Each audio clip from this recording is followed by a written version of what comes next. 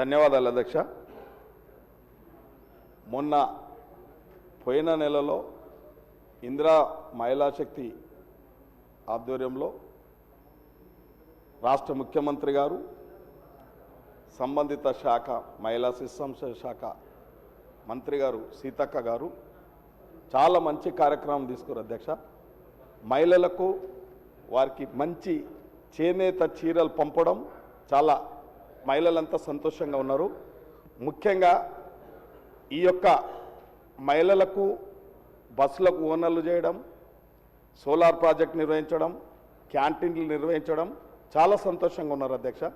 మా నియోజకవర్గంలో కూడా చాలామందికి సీతక్క గారి ద్వారా క్యాంటీన్లు కూడా రావడం జరిగింది. ముఖ్యంగా ఈ మహిళా సంఘాలకు మనం 3 సార్లు ఈ ప్రభుత్వం వచ్చిన తర్వాత వడ్డీ లేని రుణాలు 3 సార్లు ఇవ్వడం జరిగింది అధ్యక్ష. సీతక్క కూడా ఒకసారి మా దగ్గరకు వచ్చి నియోజకవర్గంకి వచ్చి కూడా వారికి అపూర్వమైన స్వాగతం కూడా పలికిన అధ్యక్ష. మహిళలు కూడా చూసిరు అధ్యక్ష. చాలా సంతోషంగా ఉన్నారు అధ్యక్ష.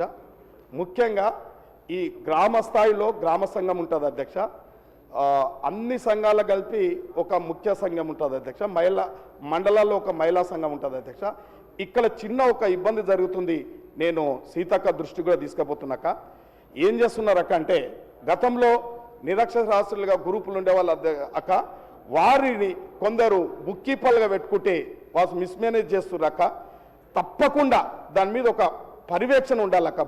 బుక్ కీపర్ల మీద ఉంటే ఆ సంఘాలు ఇంకా బాగా ముందుకు సాగుతాయి. కాబట్టి ఈ ప్రభుత్వంతో మహిళలంతా సంతోషంగా ఉన్నారు. ఈ ప్రభుత్వం పనితీరును కూడా వారు ఎప్పటికప్పుడు కూడా మనకు మద్దతుగా నిలబడతా ఉన్నారు. కాబట్టి దయచేసి నేను మంత్రిగాను కోరుతా ఉన్నా, బుక్ కీపర్ వ్యవస్థను అంచువేసి కొద్దిగా అక్షరాస్యతతో కూడుకున్న మహిళలను ఆ బుక్ కీపర్గా మేనేజ్ చేసేటట్టు చూడాలని చెప్పి మంత్రి దృష్టికి తేవడం జరుగుతుంది. గౌరవ మంత్రి గారు.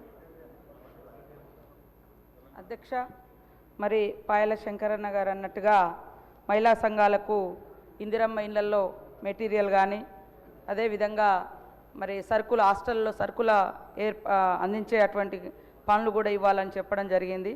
ఇది వాస్తవానికి మొన్నటి ఇందిరమ్మ ఇండ్ల సందర్భంగా మేము ఆలోచించినాము. కాకపోతే 1-2 చోట్ల మా రెవెన్యూ శాఖ మంత్రి పొంగులేటి శ్రీనివాసరెడ్డి గారు వారి ఏరియాలో మహిళా సంఘాలకు కొంతమందికి ఇచ్చినట్టుగా వారు మాకు చెప్పడం జరిగింది అధ్యక్ష. ఈసారి ఆ దిశగా కూడా మేము ఖచ్చితంగా ప్రోత్సహిస్తాం అధ్యక్ష.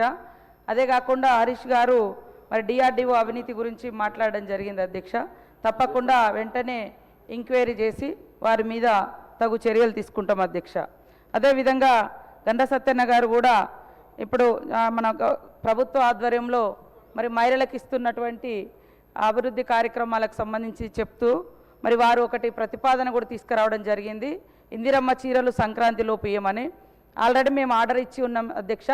ఎన్ని వీలైతే అన్ని తీసుకొచ్చే విధంగా ఇంకా వేగవంతం చేసి అందించే ప్రయత్నం చేస్తాం. కాకపోతే మేము March 1 నుంచి March 8 అంతర్జాతీయ మహిళా దినోత్సవం సందర్భం వరకు పెద్ద ఎత్తున ఇచ్చి మళ్ళీ March 8 మీటింగ్ను కూడా గ్రాండ్గా చేసుకోవాలని మరి ఆలోచనతోటి చేయడం జరిగింది అధ్యక్ష. ఇప్పటికీ చేనేత కార్మికులు ఆల్రెడీ వర్క్ స్టార్ట్ చేసిర్రు. అది కూడా ఒకసారి సమీక్షించుకుంటామని తెలియజేస్తూ ఉన్నాం. వారు అన్నట్టుగా హాస్టల్స్లలో కూడా కూరగాయలు కానీ ఇతర మరి కాంట్రాక్టు వర్క్కి సంబంధించింది కూడా చెప్పడం జరిగింది.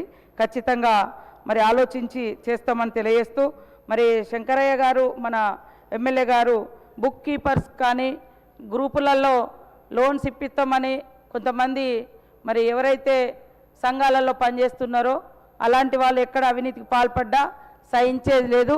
ఈ మధ్యకాలంలోనే జిల్లా సమైక్య అధ్యక్షురాలతో కూడా మీటింగ్ పెట్టినాం.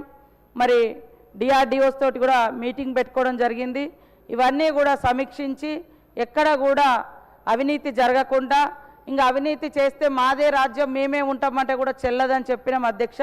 ఖచ్చితంగా ఏ స్థాయిలో మహిళలకు ఇచ్చే డబ్బులు కిందికి పోకుండా లేదా లంచాలు తీసుకొని ఏ సంబంధించినటువంటి సీఏలు కావచ్చు, బుక్ కీపర్స్ కావచ్చు, ఎవరైనా కావచ్చు, వాళ్ళ మీద ఇంకా స్ట్రిక్ట్గా ఉండి ప్రతి రూపాయి లాస్ట్ ఎవరైతే గ్రూప్ మెంబర్ ఉన్నారో వాళ్ళకు చేరే విధంగా మేము చర్యలు తీసుకుంటాం అధ్యక్ష.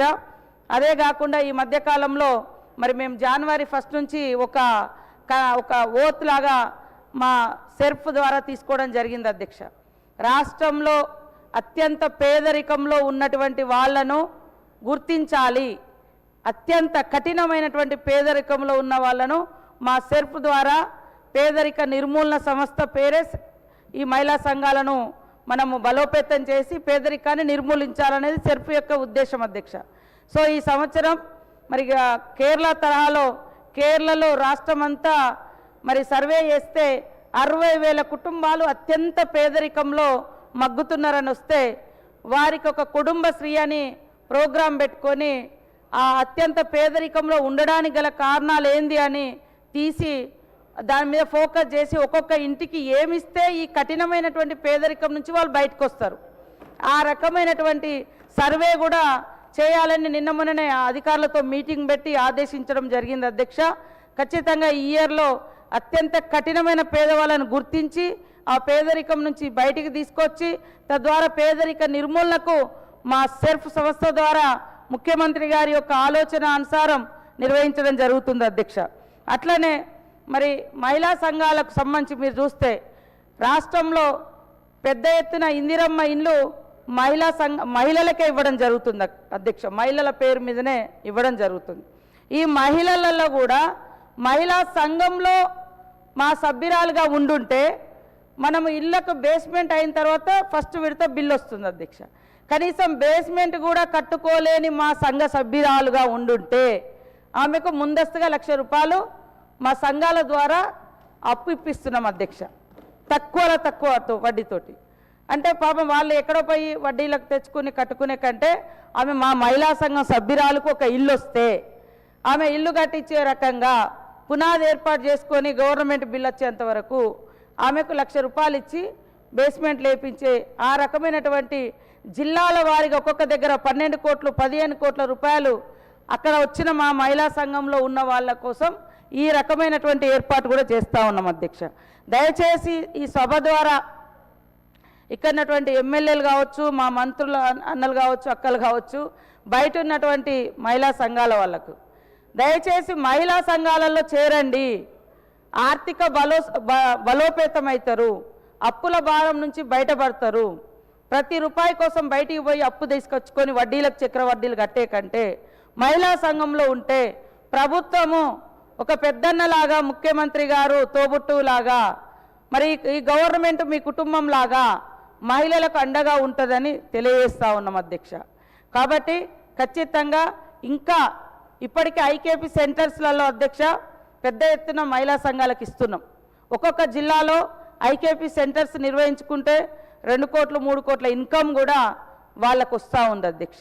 అట్లా పెట్రోల్ బంక్ కూడా ముఖ్యమంత్రి రేవంత్ రెడ్డి గారు నారాయణపేట్ వచ్చి ఓపెన్ చేస్తే వాళ్ళు మరి 6 నెలల్లో 13,60,000 పైగా సంపాదించుకొని వాళ్ళ ఉపాధి ప్లస్ అక్కడ నిర్వహణ ఇవన్నీ కూడా వెళ్తూ ఉన్నాయి అధ్యక్ష.